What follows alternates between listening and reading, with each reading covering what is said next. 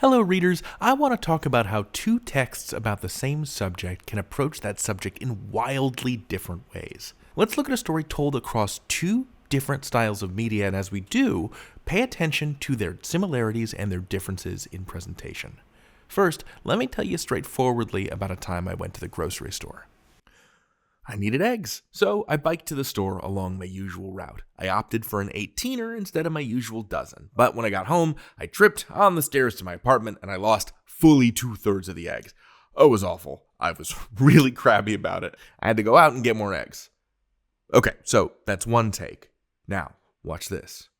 The following documentary was based on real events. A simple trip to the grocery store ends in tragedy. 18 went out. Only 6 came back. 18 count. Coming to WKHN the 12th of Never.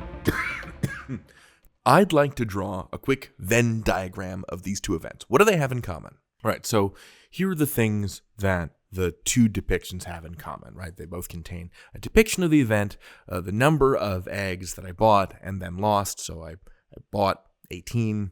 I lost 12, only 6 remained, and let me label this. The one on the left is my version, the original version, and the one on the right is the movie version. Now, here are some things that they don't have in common. My version has a straightforward tone, and the movie version has this big, overdramatic tone, right? My version describes irritation. The second version calls it a tragedy. My version has no music, and the movie version has this intense music. The purpose of these two accounts is different. One is to inform. There's me telling you a story. The other is to entertain. Here's a trailer for a movie coming to theaters. It can be illuminating to compare two versions of the same story because certain aspects of the story get magnified in each medium. Me telling you the story amplifies how crabby I felt, whereas if we pretend someone else was making the film adaptation of 18 Count, they might choose to focus on a different aspect, the drama and the tragedy of losing the eggs themselves. Right, probably there's lots of slow motion shots as each egg individually bursts on the stairs, desperately sad violin music behind it.